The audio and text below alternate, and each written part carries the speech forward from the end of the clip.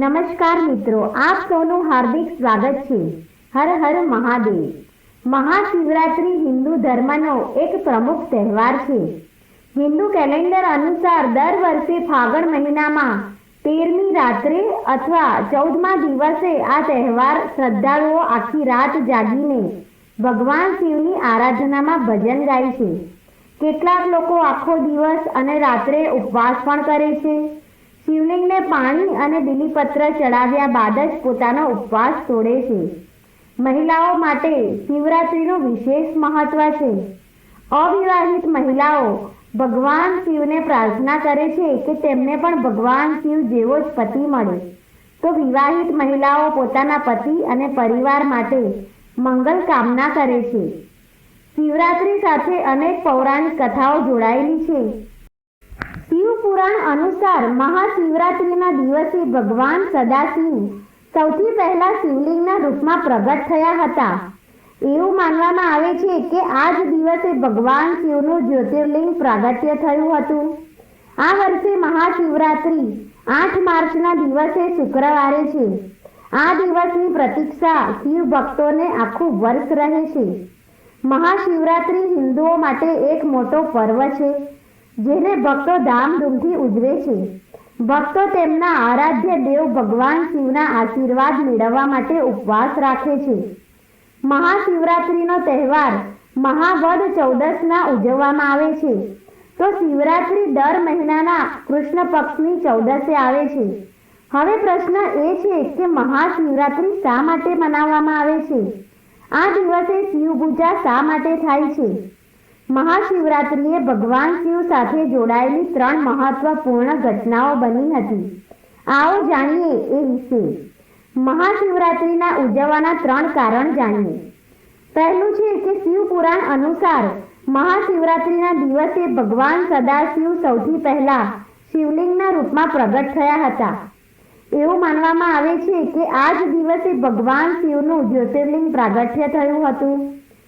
Hindu calendar મુજબ ફાગણ માસના કૃષ્ણ પક્ષની ચતુર્દશી તિથિ હતી. આ કારણે દર વર્ષે ફાગણ કૃષ્ણ ચતુર્દશીના દિવસે મહાશિવરાત્રિ ઉજવવામાં આવે છે. બીજી પૌરાણિક કથાઓ અનુસાર મહાશિવરાત્રિ પર શિવ અને શક્તિનું મહામિલન થયું હતું. ભગવાન શિવ અને શક્તિએ એકબીજા સાથે વિવાહના બંધનમાં બંધાયા હતા.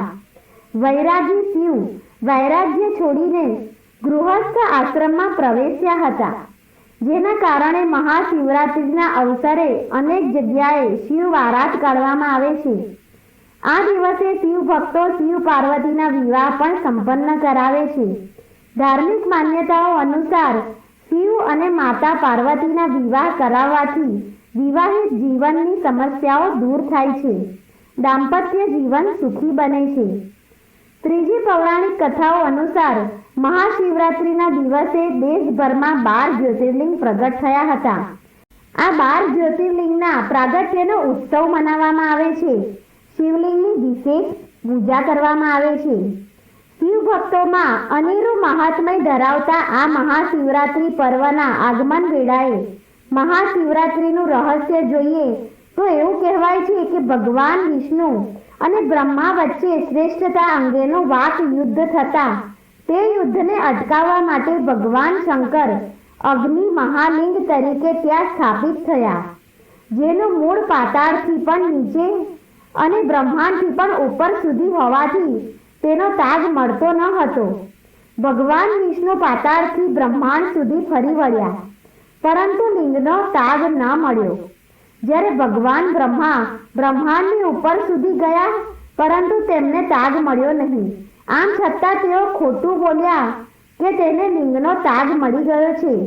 આથી ભગવાન બ્રહ્માને શિક્ષા કરવા અગ્નિસ્તંભ લિંગમાંથી ભગવાન શંકર પ્રગટ થયા અને જે 5મા મુખથી બ્રહ્મા અસત્ય બોલેલા તે મુખને કાપી નાખ્યું.